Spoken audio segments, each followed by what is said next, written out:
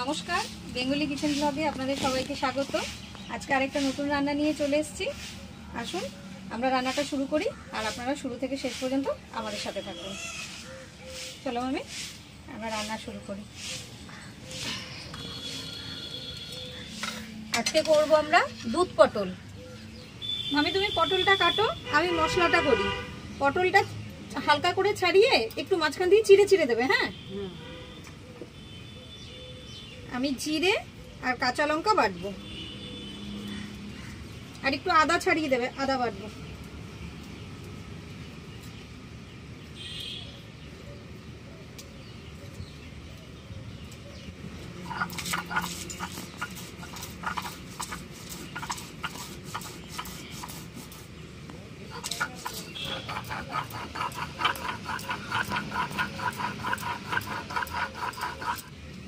আদাটাও দিয়ে দিলাম, এবার একসাথে বেটে নেব।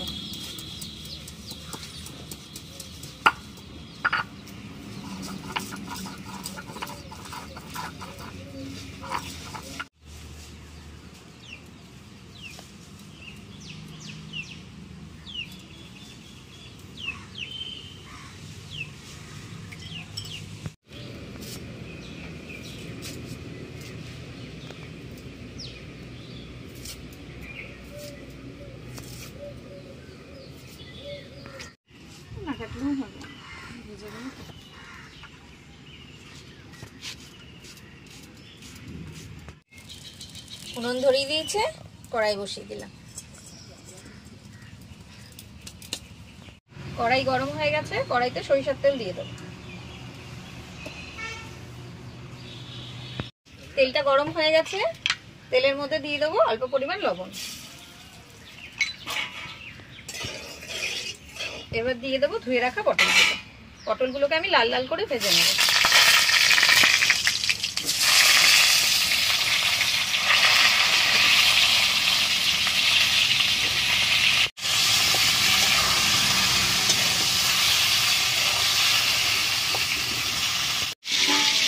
পটলগুলো লাল করে ভাজা হয়ে গেছে, এবার তুলে নেব।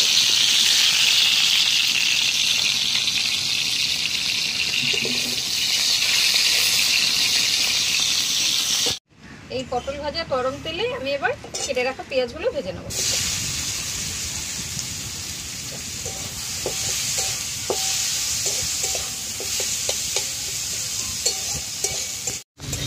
পেঁয়াজটা ভাজা হয়ে গেছে, ভাজা পেঁয়াজটা তুলে নেব।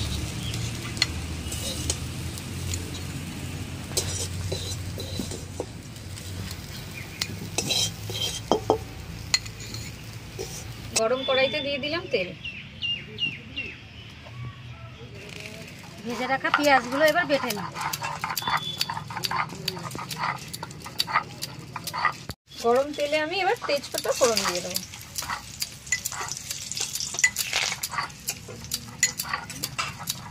আর দিয়ে দেবো বেটে রাখা আদা, জিরে, কাঁচা লঙ্কাটা।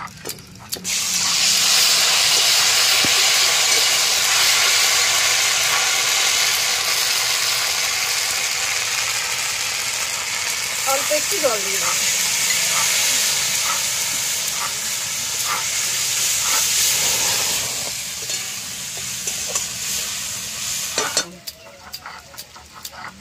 অল্প পরিমাণ ধনে গুঁড়ো আর একটুখানি হলুদ দেবো। ভালো করে মিশিয়ে এবার কষিয়ে নেব। মশলাটা একটু কষানো হয়ে গেছে, এবার দিয়ে দেবো বাটা পেঁয়াজটা। এই পেঁয়াজ বাটাটা দিয়ে আমি একটু সময় কষিয়ে নেব। এবার এই মশলার মধ্যে দিয়ে দেবো ভেজে রাখা পটলগুলো।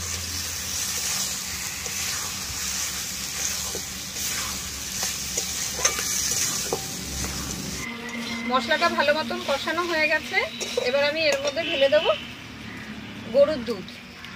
দুধটা আমি একটু ছেঁকে ঢেলে দিচ্ছি।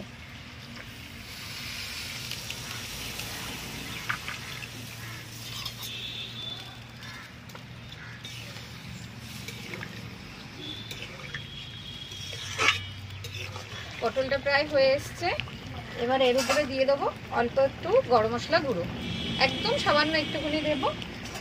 একবার আপনারা এইভাবে বাড়িতে বানিয়ে খেয়ে দেখবেন পটল, অন্যরকম স্বাদ লাগবে, খেতেও কিন্তু খুব ভালো লাগবে। আমার পটল রান্না হয়ে গেছে, নামিয়ে দেবো।